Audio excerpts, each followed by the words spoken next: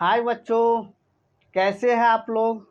आशा करता हूं कि आप लोग भी अच्छे होंगे। बच्चों, आज मैं एक नया टॉपिक पर आया हूं, एक नया टॉपिक पर वीडियो बना रहा हूं।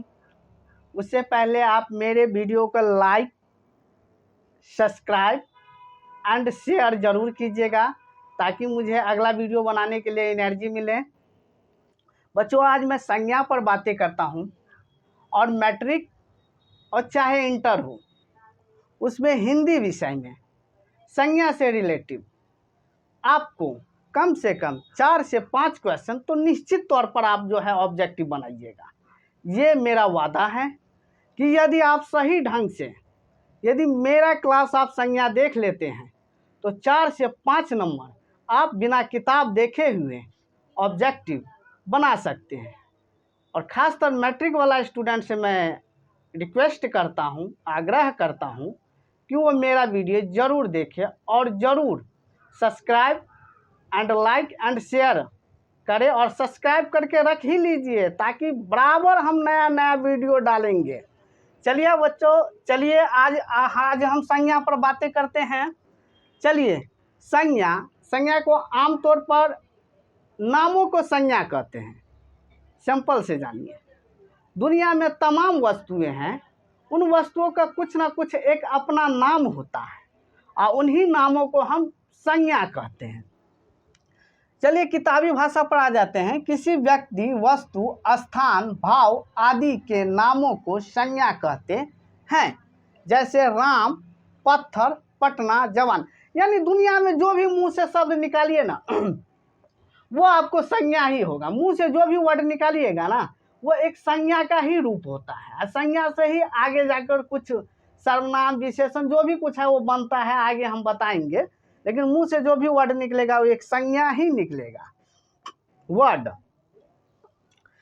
बच्चा लोग, मैं थोड़ा वीडियो छोटा छोटा बनाता हूं ताकि नया चैनल है इसलिए, क्योंकि ज़्यादा मतलब क्लास लंबा लेंगे तो लंबा टाइम का वीडियो हो जाएगा तो अपलोड करने में थोड़ा दिक्कत हो जाती है, इसलिए हम छोटी छोटी वीडियो अभी बना रहे हैं।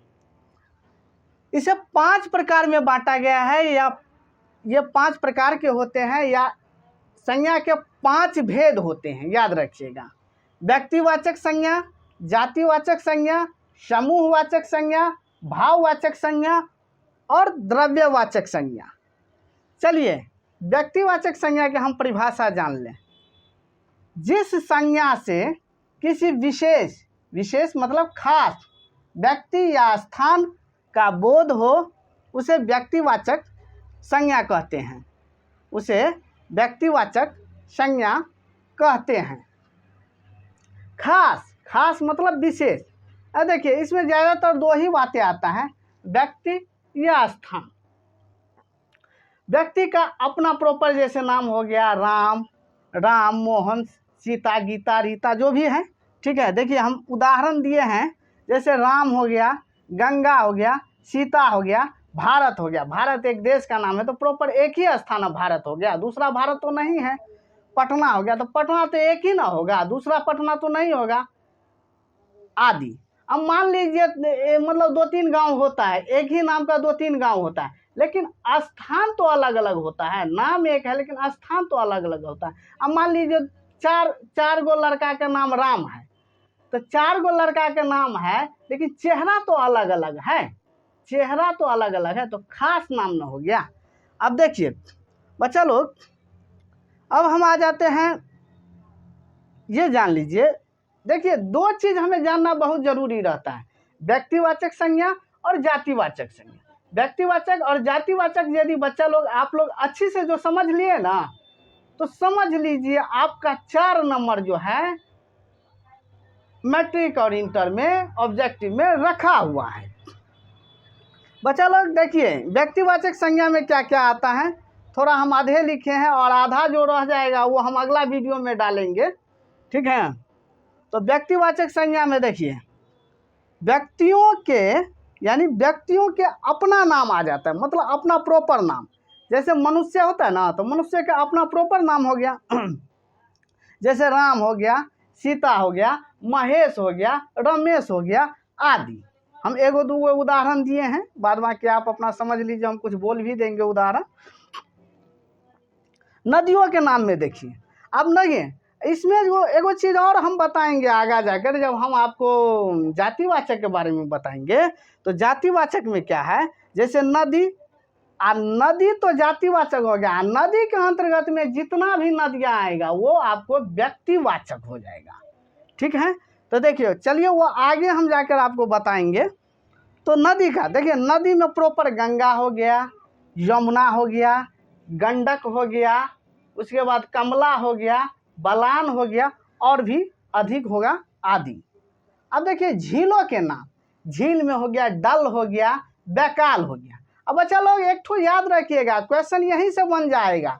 जैसे झील पूछ लेगा, झील कौन सी संज्ञा है, तो झील हो जाएगा आपको जातिवाचक, क्योंकि जातिवाचक यानी झील तो एक जाति, पूरे संपूर्ण झीलों का मतलब झील के अंतर्गत जो है, मतलब डल हो गया, बैकाल हो गया आदि, ये प्रॉपर व्यक्तिवाचक, ये सिंगल सिंगल हो गया। झील एक जाति का बोध करा देता है, तो याद रखिएगा।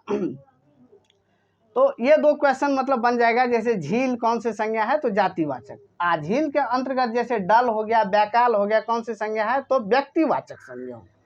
समुद्रों के नाम, समुद्रों के नाम में जैसे हो गया प्रशांत महासागर, हिंद महासागर आदि। अब पहाड़ों के नाम देखिए, जैसे पहाड़ों को प्रॉपर नाम, अब देखिए पहाड़ यदि पूछ लिया जाए कि पहाड़ क्या है, तो पहाड़ हो जाएगा जातिवाचक। अब पहाड़ के अंदर में जितना भी पहाड़ का नाम आएगा, जितना भी पहाड़ का नाम आएगा वो हो जाएगा आपको व्यक्तिवाचक संज्ञा। तो देखिए जैसे विंध्या हो गया, हिमालय हो गया, माउंट एवरेस्ट हो गया आदि। ठीक है, अब गांव और नगरों के नाम, अब गांव में देखिए प्रॉपर गांव का नाम होता है, नगर का नाम होता है, ब्लॉक का नाम होता है, जिला का नाम होता है, शहर का नाम होता है, जितना भी आए वो आपको व्यक्तिवाचक में हो जाएगा। अब जैसे गांव, नगर, जैसे गांव में हो गया एगो, देख लीजिए हम छोट छीन एगो गाँव का नाम लिए है, चतरा हो गया, हम लोग का अगल बगल में पड़ता है। उसके बाद शहर में एगो हम मधुबनी ले लिए आदि। देश के नाम यानी देशों और महादेशों के नाम, देश में जैसे हो गया, मान लीजिए देश में किसी का भी नाम प्रॉपर लीजिएगा ना, जैसे नेपाल, चीन, भारत, पाकिस्तान, तो वो हो जाएगा आपको व्यक्तिवाचक। और महादेश में देखिए जैसे एशिया, यूरोप आदि। ठीक है बच्चा लोग, तो हम थोड़ा वीडियो फिर भी लंबा हो गया है, और अगला जो है वीडियो हम कल या परसों हम फिर से हम डाल रहे हैं। इससे आगे हम व्यक्तिवाचक के बाद हम जातिवाचक, और ये एक दिन का वीडियो जाति और व्यक्तिवाचक दोनों पर जो है हम डिस्कस करके आपको पूरा हम A to Z आपको समझा देंगे। चलिए, और जाते जाते एक बार हम फिर से कहना चाहते हैं कि मेरे वीडियो को आप लाइक, सब्सक्राइब एंड शेयर ज़रूर कीजिएगा, ताकि हमें और भी एनर्जी मिले और हमें मन लगे अगला वीडियो बनाने में। धन्यवाद बच्चों लोग।